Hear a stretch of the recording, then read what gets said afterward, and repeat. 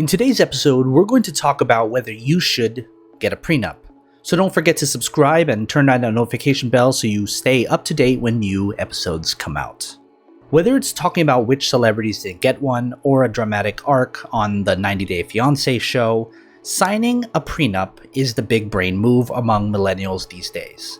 But these aren't your parents' prenups. Some people still hold the view that a prenup is only for wealthy people, usually men, protecting themselves from a gold digger, usually a woman, but this just isn't true. Despite Kanye's famous verse, it was reportedly Kim who asked for a prenup, and the idea is more a myth now than ever, when plenty of young people are getting prenups not for their wealth, but for their debt. The most pervasive argument against prenups is that wanting one signals a lack of commitment.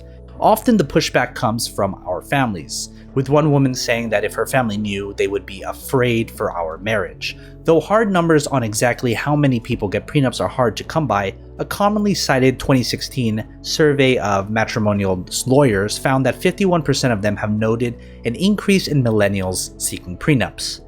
But millennials aren't the ones ending marriages at shocking rates. Divorce practically went viral in the 70s and 80s, but hit a 40-year low in 2017. We look at marriage differently. We're not just doing it later or not at all, but because we see it as an option. We're being more selective about who we marry, as noted by both researchers and internet anthropologists. The number of prenups that couples are signing are on the rise because our generation saw our parents get divorced. We laugh at the idea of a prenup being an out for marriage. We all get health insurance, right? We're not planning to get hurt. Hardly surprising that our ruinous generation has not only brought back the prenup, but is doing them differently. So why are millennials getting prenups these days? Here's some of the latest trends and why they've become relevant to young people today. Prenups for debt. People always think it's for rich people because they think, oh, if you have assets coming into a relationship, you need to discuss those. But I would say it's also liabilities. A lot of us are coming into our relationships with significant debt.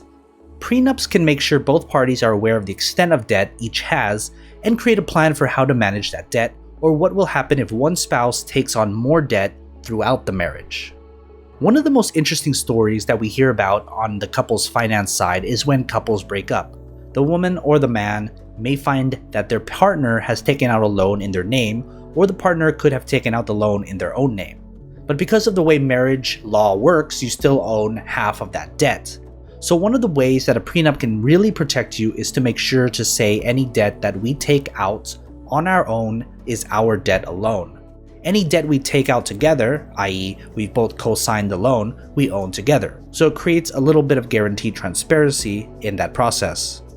The thing that I tend to encourage folks is to think about who earns what and where is it going over time, especially if you're a woman. You're like, oh, but I earn the same as my husband. I'm not worried about it. Well, what happens if you decide to spend 2 years at home with your child because that's what you want to do? While married men have higher wages than single men, tying the knot has the opposite effect for women, even if you don't have children. Women tend to come out worse financially than men in the case of a divorce, all of which might explain why divorce attorneys have noted an increase in women asking for prenups. Okay, but how about prenups for pets and even embryos? Looking at how prenups have changed, we see not just what can really be stipulated in a marriage, but how love and money intersect for our generation. One consequence of modern love is the petnup. The petnup covers everything from who would get the dog if we broke up to who would pay for their bills and get their care. The subject of how to deal with your beloved pets plagues many ex-couples undergoing divorce proceedings. And when millennials do decide to raise human babies together, that can come into its own complications about who owns or pays for what. A lot of couples, especially in our generation, are choosing to have kids later in life, which means that they might need help getting pregnant. The popularity of IVF has brought up a legal gray area. If frozen embryos are an asset, who owns them when the marriage dissolves? It's a reality that's led to some couples anticipating the issue in their prenups. Money arguments are the number one predictor of divorce.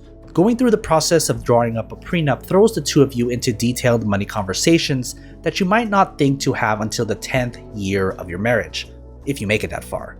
With each question about how to approach student loans if one spouse decides to go back to school, or how to split your future cat's pet bills, What you're really doing is imagining up years and even decades of married life. It's often an intimate process requiring uncommon vulnerability, honesty, and communication. Legally, a prenup is there in case you get a divorce, but modern-day prenups tell us more about how to stay married. So thank you for listening to today's episode. More to come, and as always, take care of your money.